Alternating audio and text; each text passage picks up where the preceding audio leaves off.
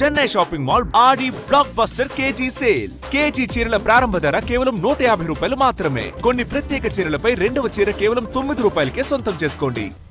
పర్యావరణానికి ఎలాంటి నష్టం వాటిల్లకుండా ప్రయాణికులను గమ్యస్థానాలకు చేరవేసేందుకు భారతీయ రైల్వే తొలి అడుగు వేసింది.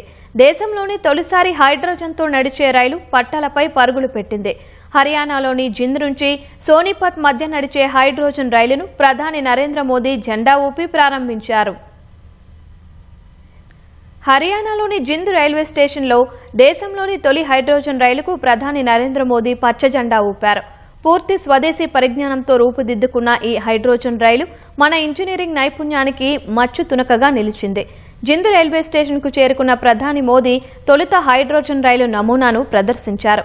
అనంతరం జింద్ నుంచి సోనిపత్కు బయలుదేరిన తొలి హైడ్రోజన్ రైలును పచ్చ జెండా ఊపి ప్రారంభించారు. జింద్ నుంచి సోనిపత్కు 89 కిలోమీటర్ల దూరం ఉండగా ఈ రైలు కేవలం 2 గంటల్లోనే చేరుకుంటుంది. మధ్యలో 12 స్టేషన్లలో ఆగుతుంది. రైలును ప్రారంభించిన ప్రధాని అందులో ఉన్న సిబ్బందికి, తొలిసారిగా అందులో ప్రయాణించిన విద్యార్థులకు చేయి ఊపి వీడ్కోలు పలికారు. జింద్ రైల్వే స్టేషన్కు వచ్చిన ప్రజలు విద్యార్థులను పలకరిస్తూ మోదీ అభివాదం చేశారు.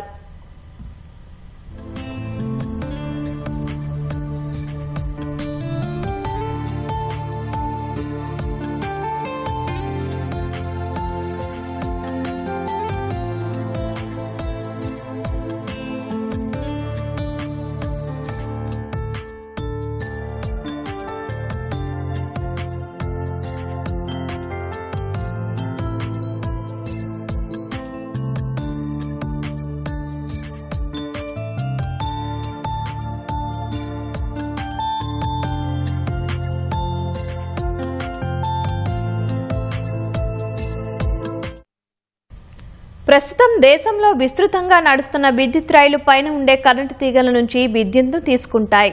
దీనికి భిన్నంగా హైడ్రోజన్ రైలు సొంతంగా విద్యుత్ను ఉత్పత్తి చేసుకుంటుంది. హైడ్రోజన్ ఫ్యూయల్ సెల్ టెక్నాలజీతో ఈ రైలు నడుస్తుంది. అంటే హైడ్రోజన్ను విద్యుత్గా మార్చుకొని ఇంజిన్ను నడిపిస్తుంది. ఈ ప్రక్రియలో నీటి ఆవిరి ఉద్గారంగా వెలువరిస్తుంది. నీటి ఆవిరి బయటకు వెలువడటం వల్ల పర్యావరణానికి ఎలాంటి హాని జరగదు. డీజిల్ ఇంజన్ల వల్ల కార్బన్ ఉద్గారాలు వెలువడతాయి. శిలాజ ఇంధనాలపై ఆధారపడాల్సిన ఉంటుంది. అంతేకాకుండా శిలాజ ఇంధనాలను విదేశాల నుంచి దిగుమతి చేసుకోవడానికి భారీగా విదేశీ మారక ద్రవ్యాన్ని వినియోగించాల్సి ఉంటుంది. హైడ్రోజన్ రైలు వల్ల చమురుపై ఆధారపడే పరిస్థితి క్రమంగా తగ్గుతుంది. డీజిల్ ఇంజన్లతో పోలిస్తే హైడ్రోజన్ రైలు ఇంజిన్ తక్కువ శబ్దం చేస్తుంది.